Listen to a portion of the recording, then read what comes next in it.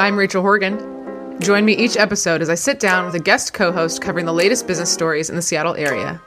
We'll read the news so you don't have to. This is The Weekly.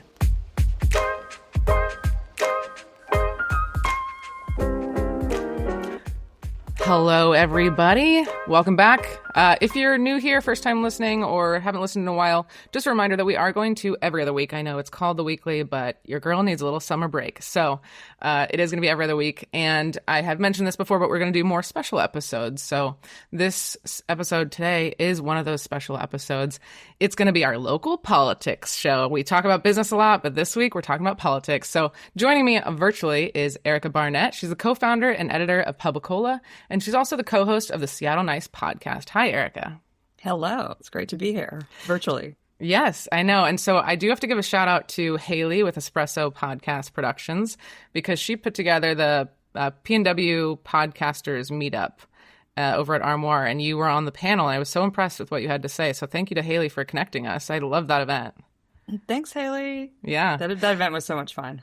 I know. It was a good time. So you talked a lot about your Seattle Nice podcasting, but I want to give the listeners a little bit more information about you. I think you're a pretty well-known name in Seattle, but if you're not in the politics world, you may not know. But PubliCola, which you co-founded, is Seattle's independent reader-funded politics and policy site running since 2009. Erica has also written for The Stranger most recently and Crosscut. She has also been a guest on KUOW. We were just chit-chatting about our time on those shows, and many others, I'm sure. She's also author of the book Quitter, a memoir of drinking, relapse, and recovery. So I'm excited to have you here, and I want to explain. So today we're going to do kind of part one will be a little bit about podcasting and PubliCola and how you started it, and just some behind the scenes of journalism in general. And then the second half, we're going to dive into some local politics with hot topics like transportation and homelessness and the mayor. And then we'll wrap up. So just to start, let's talk about Seattle Nice. I've been binge listening to it all weekend. I really enjoy it. You have a moderator and then you and another gentleman, and you often disagree, which I find so interesting to listen to. But how did this podcast come to be, and why is it important to you to talk about this? Yeah, the Seattle Nice podcast started during the pandemic, and it was actually after my co-host, Sandeep Kaushik, who also was my coworker at The Stranger way back in the day. We both went on KUOW, and David Hyde, who is now our moderator, he was at KUOW at the time, and he said, you know, you guys have this great dynamic. I think I recorded the first podcast like in a hotel room in Texas somewhere, and he was like, what do you think about doing a podcast? So we, brainstormed, came up with the name, which is like an ironic kind of take on the idea of Seattle Nice, like, which is, this idea that everybody is nice to your face, but, never invites you to anything and doesn't want to be friends. They just want to be friendly. We are quite, I wouldn't say mean on the podcast, but we definitely debate a lot. Sandeep and I are from different ends of the kind of liberal progressive spectrum. So it's not a right-wing, left-wing podcast. It's more, we just have very different takes on Seattle stuff. So we go deep in the weeds sometimes. We get into arguments. We swear a lot. And David tries to get a word in edgewise, basically, for I the like whole that format, 30 minutes to an hour. Usually it's really fun. You see a lot of people just doing like two-person podcasts, but the format with the moderator, I think, works really well with both of you. And I do like it because I'll hear like him say something. I'm like, oh, that's, that makes sense. I agree with him. And then you'll chime in with something. I'm like, oh, wait, no, now I agree with that point. Like, it really makes you think about different things. So I appreciate the show. And it's been going how long? 2020, you said? Since, oh boy, I'm going to say 2021. Okay. Just picturing myself in that hotel room. So I think we're in our 5th season now. Wow. So yeah, it's been going for a while. And is it every week, every other week? What is it? It's every week. Every week, yeah. So speaking of podcasting, what is one piece of advice you would share? Because I know a lot of people talk to me about wanting to start a podcast. What would you share with other people? What would you say? I would say have a long-term plan. I mean, I'm not saying that we actually did this, but, I talked at the Podcasters Northwest event a little bit about a short-running podcast that I did about the movie Shattered Glass, and that was supposed to be 12 episodes and ended up being 6. I think the reason is that, and I think the reason a lot of podcasts don't last is you don't have a plan. You get excited about the idea. you do your first, 5 or 6 ideas as shows, and then you kind of run out of steam. Mm-hmm. And so I think like having a long-term sustainable idea, and for us, like at Seattle Nice, it's very easy because there's news happening every week for us to discuss. So that provides that longevity. But, whatever you're podcasting about, I think having a 12-month plan is really, really important because it is very easy for good ideas to fizzle out if you haven't sort of done that legwork in advance. Yeah, no, so true. I felt similarly about mine too, where I'm like, well, there's always going to be content, but I still have to kind of think about the plan and the calendar. I want to shift a little bit over to PubliCola. So they kind of intertwine because when I was listening to episodes, oftentimes what you're covering is an article that you've already written. So you kind of bring a lot of that content together. Why did you start PubliCola, and what was the hardest part about starting it?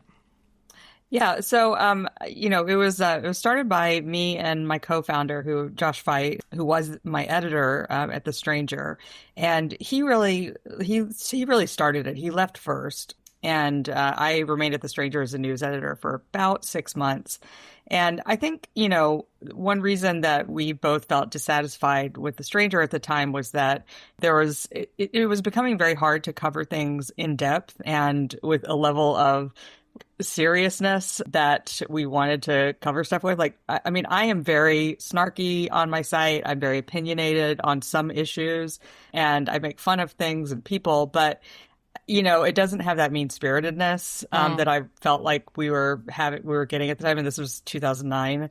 And and I think also, like, it's just, for me personally, I did not like the bosses that I had at that time, and I felt like it was a very difficult place to be, a woman in journalism for various reasons. And so the appeal of sort of being our own bosses was there as well. Mm-hmm. Like, I love being my own boss, and I've been running PubliCola by myself since 2015. It was under a different name for a while, but we got the name back. So that's kind of the origin story and the plus sides. The biggest challenge, I mean, when we started, we had no money, and we were trying to figure out how to make money. We started out with ads. We got sort of a benefactor and then another benefactor who gave us money, but wanted to sort of direct what we were covering. And so for a while we were doing like a lot of arts coverage and a lot of like tech coverage and just stuff that was not our bread and butter personally. And, I care about all that stuff, but we're not The Stranger. We can't be, you know? Yeah. So it took a long time to sort of find a sustainable path for a very small website that is mostly just me. Yeah. And I have that path now, but it's 15 years in now. So it took a long time. Yeah. You mentioned about like which stories you cover, and that's something I'm always curious about with journalism. How do you decide which stories to cover? And is there a push and pull, especially with politics, of what is going to get clicks? Because at the end of the day, we do need viewership for money and all that, versus maybe a boring story, but you think it's like really important for people to hear. Do you have some of that debate in your head? Yeah, that's such a perceptive description of what goes on all the time in my head. Mostly I cover things that I care about. So, you will find a lot of stories about homelessness. You'll find a lot of stories about transportation and housing and land use and, Seattle growth and all that kind of stuff, as well as just kind of stories about the city council, because I find them fascinating, and the mayor, what she's up to. I do also write stories that I consider kind of boring and I don't think are going to get a lot of clicks, but I think are important. Like I ran one about, this is just springing to mind, the utility discount program for low-income people. There's a proposal to expand it. I think that's really important. And I know that it's not a sexy story, but I will run those as well because I personally think they're important. But yeah, I mean, it's definitely, I think if I'm covering something that's getting no traction, and I can't really think of an example of this, but if I'm noticing that something is getting absolutely no traction, I will probably not cover that topic quite as much and sort of look at what readers actually want. Yeah. Yeah. No, it's interesting insight. When I first started out, I didn't come from a journalism background, but I worked at PSBJ, and they have a heavy lean on commercial real estate. And so those stories would always do really well, and they were in a lot of their articles. And so when I started doing this podcast, I've tried to care about commercial real estate. I really have. But it's not something I'm passionate about. And I kept putting them in the episodes. And I was like, I think to your point, you have to do something that you are passionate about, that you care about. And I still want to highlight some of those stories, but I think I was doing it because I thought they were the right stories to do, you know? Mm-hmm. Yeah. So I was doing some research on you, and one of the things that it talks about with your journalism and your reporting in particular is that you break big stories and you break them first, and that's kind of a big deal in this world. But you've done stories of like fraud, sexual harassment, and there is one story in there where you've discovered that a traffic consultant wasn't doing anything. Like you found his calendar or whatever, I don't know, you pulled records and you're like, so the general, why are yeah. you paying this guy? But how do you think that you're able to consistently get this info first? Like, people know that you're a reporter. How are they coming to you with all of this? Or is it more like on the research side of knowing what kind of records to pull and that kind of thing? I mean, it's all of the above. I mean, I've been around for a while, so people do know who I am. They can see that I'm breaking, especially sensitive stories, in an ethical way, like writing about sexual harassment or assault in a way that is ethical and doesn't expose people, it makes people perceive me as more trustworthy for those kind of stories. But, you know, also I'm just talking to people all the time. And I'm at meetings and I'm filing records requests. And I mean, I think records requests are like, I mean, they're honestly like my happy place, because you're just pouring through like piles and piles and piles of documents, like looking for that one little grain of sand. And I just, something about that, it really relaxes me. And I just find it so rewarding when you find something. I've got a records request based story coming out this week or next week that I'm really excited about. So, but, you know, I mean, a lot of it is like people do come to me and just say, hey, I've got a story that happens constantly. I can't cover most of them, unfortunately, because I'm just one person. But you know, that is like, I think, the legacy of building up a lot of trust over many years, that I'm not going to screw people over. I don't burn sources. And when I get things wrong, because we all get things wrong, I have a corrections policy and I correct things and I make it clear what I got wrong and what I am correcting it to. And I think that's also a big thing, because lack of trust in the media is, you know, I think it's overblown. I think people, you know, have some unjustified lack of trust in the media. But I also think on a local level, where it's a very small town politics wise, and probably in every community, like people, if you get things wrong and you ignore requests for corrections, or you don't correct them, or you don't at least have that back and forth with people, you lose that trust. I mean, there's just quick anecdote. I mean, there's like this big debate going on over development, and one of the sides in this debate is sort of defenders of trees, and they couch their opposition to development in their love for trees. And I think that love for trees is sincere. I also think that they oppose development because they live in single family houses and they don't want apartments, et cetera. But there's the leader of these folks, I would say, you know, is somebody that I respect and like and engage with, even though I don't agree with her and I don't think that she represents the facts in an accurate way all the time. But, you know, I mean, it's just also like engaging with people and not being dismissive and just being willing to talk and be accessible. I think that's a really big part of it. Yeah. And I can hear that on your podcast too, of there's respect between the two of you, but you're also not afraid to say like, hey, that's bullshit. Yeah, exactly. Is there anything you want to share about whether it's podcasting or PubliCola before we educate the listeners about what's going on in Seattle politics? No, let's move on. Okay. Let's do some education. We got some hot topics. I'm scared to touch some of these. But let's start with City Council. So for those not following at all, how would you describe the current City Council and the relationship with Katie Wilson? And I will say my limited knowledge is I feel like Bruce Harrell was a little bit more moderate and Katie Wilson is more liberal. And I think similar shifts had happened with City Council. And that's just hearsay from what I've been hearing. But yeah, you tell me. Well, the council, so I've been covering the council since 2001 and the mayor since 2001. So I don't know how many, I think that's like 5 mayors, maybe more if you count Tim Burgess. So yeah, I mean, it swings back and forth. I would say overall, it has swung slightly more to the left over time. But in 2023, there was a big shift towards more sort of centrist or moderate council members. And they took over the council. It was a lot of people with basically or no experience in government. It's kind of chaotic for a while there. Now we're sort of at a point after another election where it's a little more balanced between the progressives and the centrists, which is more an interesting place as an observer because, you have these 5-4 votes. There's 9 council members. And so it's much more divided. That's where we are right now.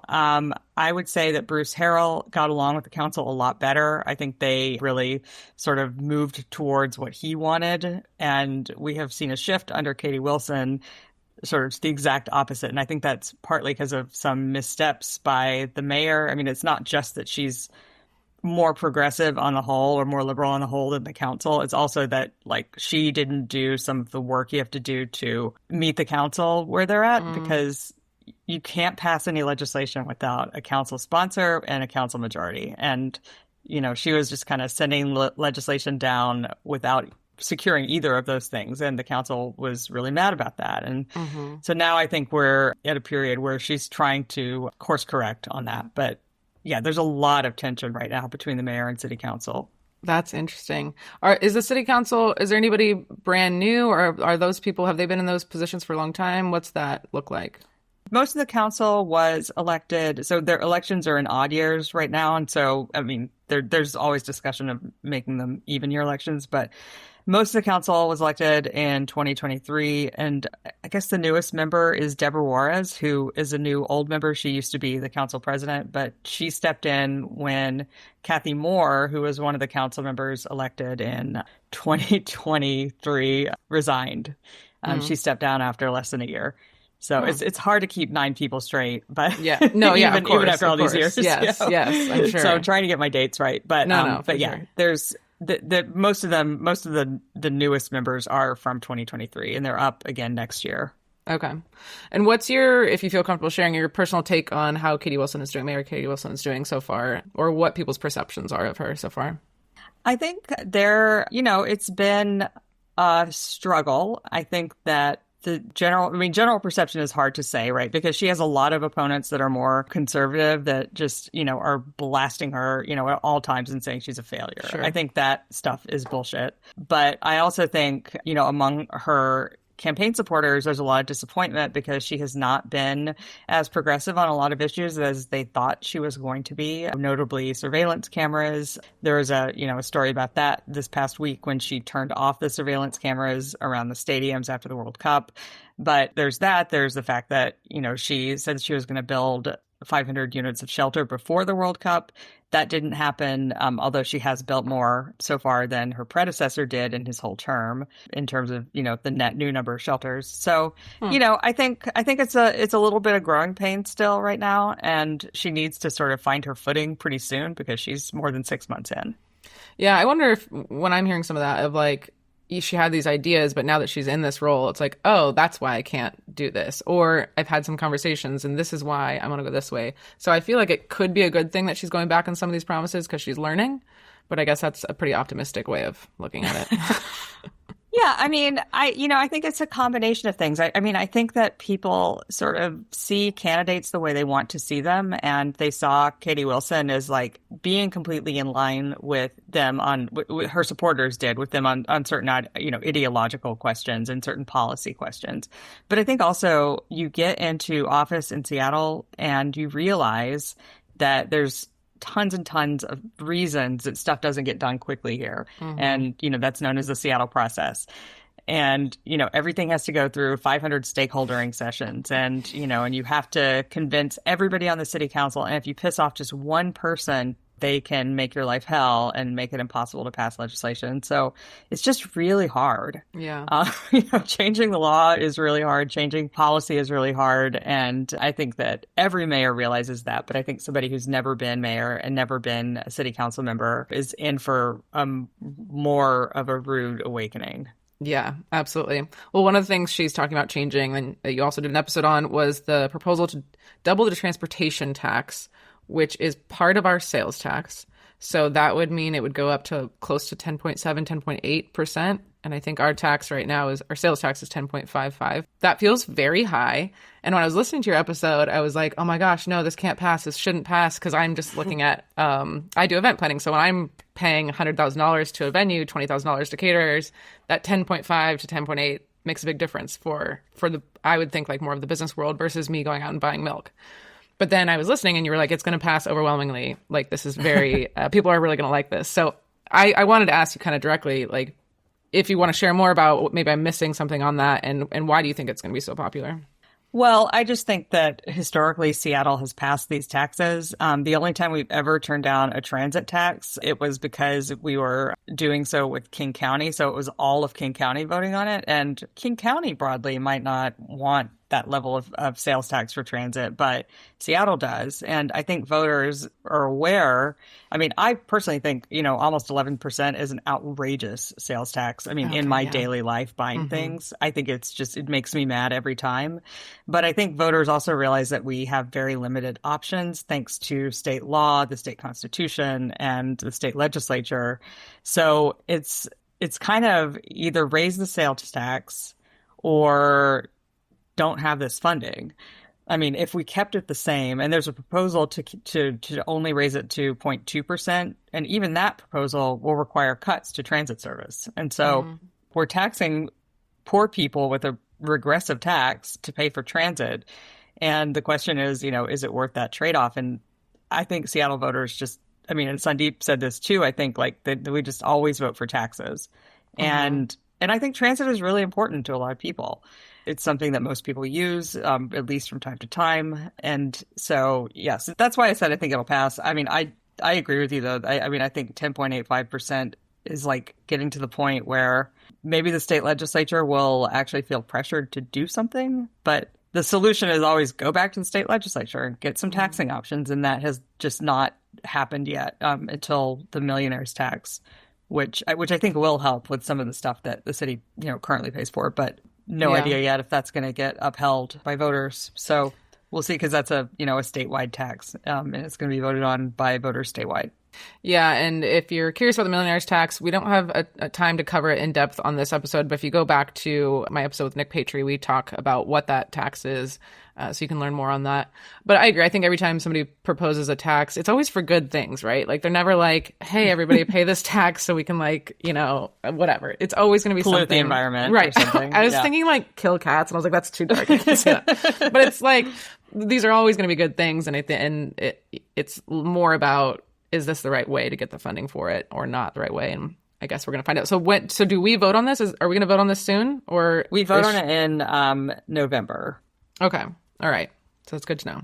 So sticking with some transit stuff, I can't remember which episode it was, but we talked about the Ballard line. So Sound Transit has this, I think it's $35 billion gap in the money that they need. And there's supposed to be a whole second line that goes through Ballard. And they said, we don't have money for it, but we'll do the downtown tunnel, which is a path that we already have, right? From, Westlake to, I don't know. It's the downtown part of the tunnel is from Westlake to Pioneer Square. And that's what they're going to do instead of the Ballard one. And I know Dan Strauss, with representing that area, proposed hey, why don't we just at least get people across the water? And then they turned it down. So what's going on there? What's your take on it, and why was it turned down? Well, I mean, essentially, it was turned down because of politics, and secondarily, I think, because of money. So what they are proposing to do is actually to extend that downtown tunnel a little bit north and to have the train terminate at Seattle Center. So the reason they're not going to Ballard, they say, is because they need to complete the spine of the system. This is the north-south line that's supposed to go from Everett to Tacoma, and that part is now considered to be funded. We'll see.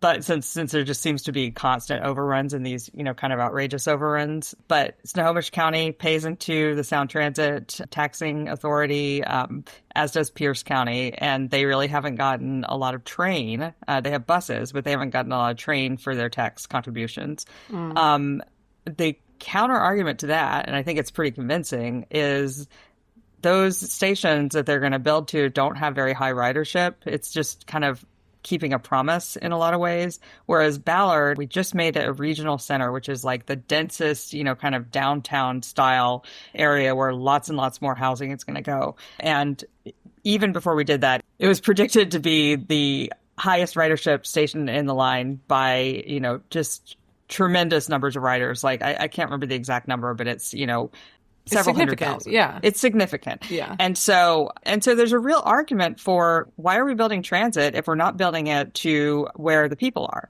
That's Dan Strauss's argument. And he really wanted to convince the Sound Transit Board, the rest of the Sound Transit Board that he's on, to fund that line. But they kind of went with a compromise or a half measure where they basically are saying we're going to study that line and we're going to get it to a higher level of design. So we're going to design it, but we're not going to find any way to fund it, which is why people are saying it's dead. Yeah, I believe that. I know. Including this one feels like common sense. And that's why I was like, am I missing something? This feels like the right thing to do. And I feel like if you move to a suburbs, in Everett or a Tacoma, you don't have that expectation of being able to get on a train. Because Seattle just goes north-south pretty much, and we're just building more and more and more north-south. And then you go somewhere like Atlanta where it's like you've got this whole circle of transportation. So anyway, as a non-transportation expert here, I was very surprised to hear that didn't go through. So I appreciate the explanation that some of it might be some politics going on there. Yeah, you're not wrong. Okay, okay, good. It makes common sense to build it to Ballard, but the Sound Transit Board is mostly not made up of people from Seattle, and so they're the ones that vote on this stuff. Wait, what? And they're not from Seattle? Where are they from? What are they doing? They're from all over the Tri-County region. So, I mean, they're from, like, there's a new guy on there that was from a town that I had actually never heard of. So that's showing my ignorance. But, they're from South King County, they're from Pierce County, they're from Snohomish County, they're from the east side. And so Seattle is actually a minority on that board. So that's just kind of how it was structured from the very beginning. And so we will never be able to independently outvote the suburbs. And you were talking about the Sound Transit Board on the most recent episode. They're appointed by whom? Because we don't vote them in. We don't vote them in. So they're all elected officials and they're appointed, but don't know the appointment process for every single one. I do know that like the King County Executive is always on it, and a couple of members of the Seattle City Council are always on it, and the mayor of Seattle is always on it. And then there are, again, I mean, there's 18 people on this board. And so, some are, I believe are appointed by the chair, some are appointed by the county, but yeah, I don't know the exact way that they're all appointed. And I just looked up the board. It was Fircrest. Fircrest is a city I've never heard of. Come at me, Fircrest. Yeah, I'm not either. No offense to Fircrest, but is there anything else that you think our listeners should know about what's going on in the transportation world before we switch over to homelessness? Transportation world. Not really. I mean, I will say on the transit measure, they are still voting it. This is still a live issue right now. So if you are interested in this, you can do what I do and tune in to Seattle City Council transportation benefit district meetings. I know that sounds fascinating, but it's actually, I mean, they're pretty heated because council members disagree pretty strongly on what should be included in this tax and how big it is. So it's one of those areas where if you felt really passionately about it, you can always call in and give public comment, and that really does make a difference. So yeah, people should definitely stay tuned and pay attention to that battle if they're interested in the future of that tax. The doubling of the transportation tax that Mayor Wilson is putting forward, right? Right. Yeah. Okay. Good to know. That would be interesting, actually, to go listen to City Council. Let's talk about homelessness. So when I was doing virtual events at PSBJ, the second anybody would even mention the word homeless, the chat in the webinar would go crazy. I feel like it's something that everybody has a lot of strong opinions about. But what's happening recently, because obviously it's a huge topic, but recently it's the King County Regional Homelessness Authority, so KCRHA. This was created, about 5 years ago, and it was a regional approach to fixing homelessness, improving it here in King County area. Headlines are coming out that I've seen is that they've mismanaged their money. They can't account for like millions of dollars. And in response, our government is saying, okay, you don't get this money anymore. You can keep the federal dollars, but you can't have our city dollars, and we're going to take it over. So what the hell happened? Boy, just to fill that in a little bit, the city controls, the city funds most of the KCRHA. King County funds another large chunk of it. Okay. And so the city and county are taking back their contracts. They used to be at the city and county, and so it's going to return to that type of system. So this audit came out. It was really devastating. I mean, basically said that, among other things, they had been budgeting on spreadsheets that almost anybody could go in and edit. And, I mean, just like shocking thing after shocking thing. And I covered a lot of this on PubliCola. And at the same time, sort of in response to the audit, the leadership at the agency has been very, I would say, blithe.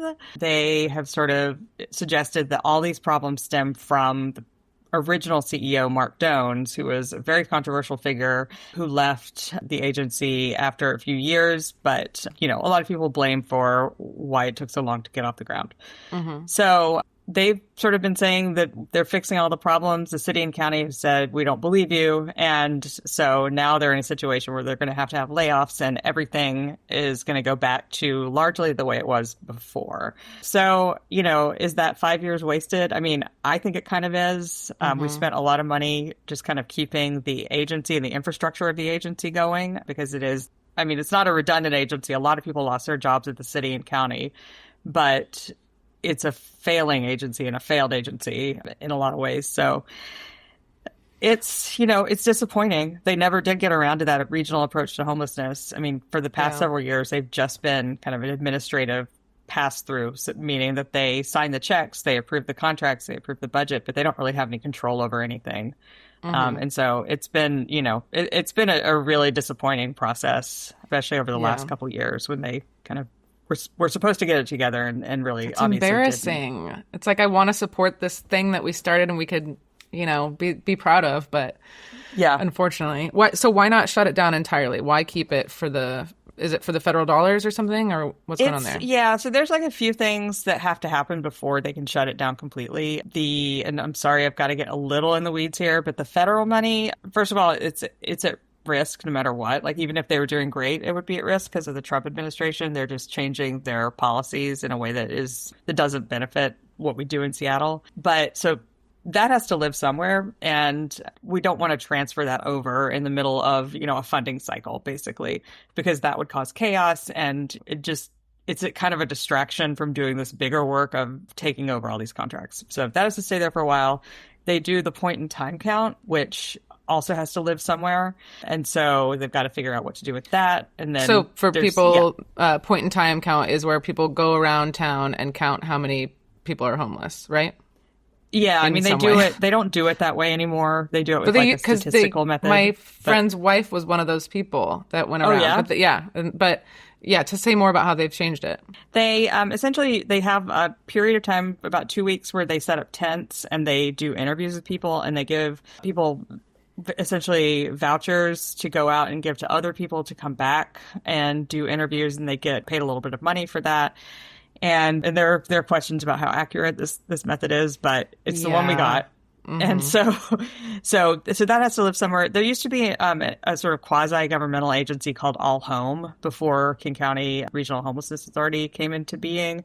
They did all that stuff. They had about 7-8 staff compared to KCRHA now has about 75. Oh, wow. And so they could KCRHA could just be that again. And, you could call it something else, but that's not a regional homelessness agency. That's just like an oversight agency for a few things that the region does collectively on homelessness. Yeah. I want to go back to the methodology that you mentioned and how that's changed. There was a headline, I think Seattle Times, saying that homelessness was increased by I can't remember the percentage, but it was all over the headlines 9%. At 9%. Thank you. And I feel like that was maybe a missing piece of the story, or maybe not broadcasted as loudly, is that of course you're going to have different data when you're doing a entirely different method of choosing. And do you agree? Well, they've been doing, so this is the third time they've done it. The other thing is like they stopped doing the point in time count every year, which I never really bought the justification for that, but now they do it every 2 years. So you have bigger changes. They have been using the same methodology since 2022. So there's an argument that like, even if the numbers are wrong, and especially even if they are like racially unrepresentative, because, they have to do like so much balancing because the data is like very skewed white. And, but if you see it going up, that's a bad thing. I mean, same thing with the old point in time count. It was never right either. It was always an undercount. but trend lines, are pretty predictive. And so if it's going up and up and up, then that tells you something about homelessness. Yeah. That's a good point. Yeah, that makes sense. So, I also would say, we're an outlier in a lot of ways for homelessness, not just homelessness going up, but more importantly, unsheltered homelessness going up. It went up 21%. And in most other cities, it is going down or remaining stable. So we have a real problem here in Seattle. And I think that I emphasize that a lot in my coverage because I think it's really important. And I think it didn't get enough emphasis in general.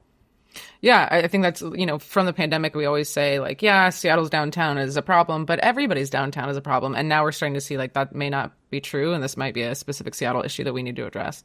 When you say unsheltered homelessness, that means that they are experiencing homelessness, but they don't have any where to go at all versus somebody that maybe is sleeping in one of the homes or something like that. Nope. So sheltered people are like, they have a place to stay at night. That's it. They don't live anywhere, but they are still homeless, but they have a shelter. And unsheltered is literally people in tents and on the street. Yeah. Okay. I have one more question on the homelessness thing, which is there's this talk about Jackson Street, and there's a lot of drug use, open air drug use happening over there. Is this the same area as Chinatown? Because I know there's been talk about Chinatown too. It's all part of that little Saigon area, or is it sort of separate? It's a little different. Okay. Yeah, I think so. I would think of Chinatown more as like down the hill a little bit. So 12th and Jackson is Little Saigon. It is up that hill on Jackson Street. Chinatown is more down at the bottom of the hill, kind of where Sound Transit is, the Union Station. And there are problems in both places. I would say the issue at 12th and Jackson, or 12th and King, because it kind of moves around, is not really homelessness so much as people coming there to use drugs and buy and sell stolen goods. I mean, a lot of those folks do live somewhere. Yeah, I mean, not all, but yeah, they but the problem is more about addiction and sort of lack of street, revitalization. I mean, there's just kind of nothing there. People are standing in front of a fence that's in front of a parking lot. There's no reason for that not to be the place, as opposed to a place where there's lots of businesses and you just kind of naturally would not have people gathering there as much.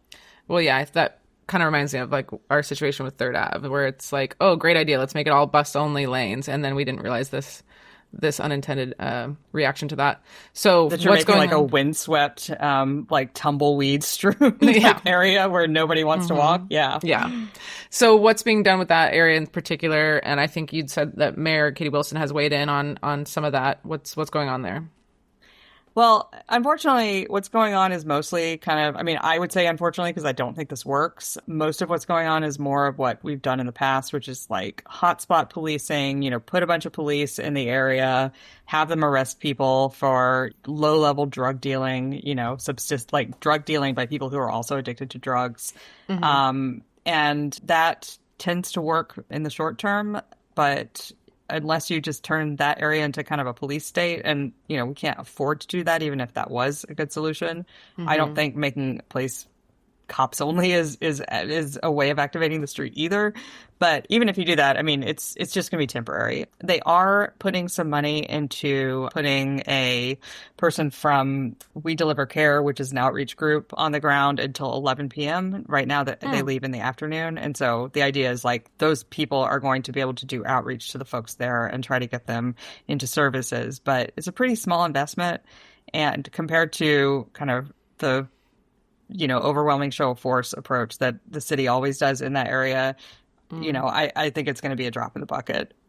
Yeah, I could see that. It's one of those things that not just one approach will work. It's going to take a lot of different solutions. Is there anything else about, homelessness or local politics that you think our listeners should know about, should be paying attention to? I think one thing people should watch out for in the next year, just sort of pay attention to, is, how many of those shelter beds that Katie Wilson said she was going to stand up, is she able to stand up? I think this is another example where there's a lot of obstacles and process in the way that the mayor might not have quite anticipated when she came into office. But, as I said at the beginning, she's added more net shelter beds than her predecessor did in his entire term, but she's still really far short of that goal of 1,000 that she set for the first year. So I think that's something to pay attention to and put pressure on, I would say, against the Seattle process that makes these things take forever. But, it's an important thing to pay attention to, because shelter is going to be what gets people off the street and sort of alleviates some of the perceived disorder that's happening, especially downtown. In my opinion, you can't complain about unsheltered people without supporting shelter and housing, because that's how you get people off the street. Yeah, well said. Okay, so we're going to wrap up. I've got a closing question for you, which is, what are you not doing anymore? We're stopping doing it, and it's for a good reason.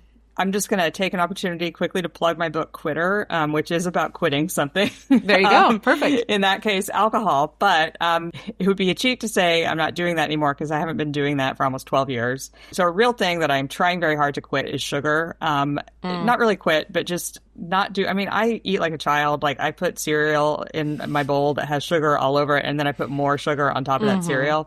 So I've stopped doing that. I've stopped drinking those nasty drinks from the supermarket that have artificial sweetener in them. So I'm really just trying to get away from all sweeteners and like our artificial sweeteners, sugar, all that stuff, and reset my palate, because I've heard that's a real thing. I'm hoping. So, maybe we'll talk again in a year, and I'll like tell you how incredibly sweet like a piece of fruit tastes to me now. Yeah. I'm not there yet, but I'm trying. No, I have heard that when you go sober that you do crave sweets a little bit more. So that sounds like a good goal. And yes, if people are interested, can they buy your book? Amazon, anywhere they can buy books? Anywhere books are found. Yeah, perfect. Well, speaking of books, we do have an episode coming up. I think it's going to be the next episode about the business of writing books. We're going to talk to an author who wrote her first book, and we'll find out what it cost her, if she's making money, and all that. So, definitely go check out Erica's book. And I think that's it. I think we get to go play the rest of the day. Or work. Or work, whatever. All right. Thanks, Erica. I appreciate you sharing all the politics info with us. Thank you so much. This was really fun. This has been The Weekly, with production assistance from Nick Patry. If you liked what you heard, rate us and write a review on Apple Podcast or Spotify. We love listener feedback, so if you have any story suggestions, comments, or complaints, email us at info@theweeklyseattle.com. Make sure to check back next Sunday for the latest local business news. We'll see you next time.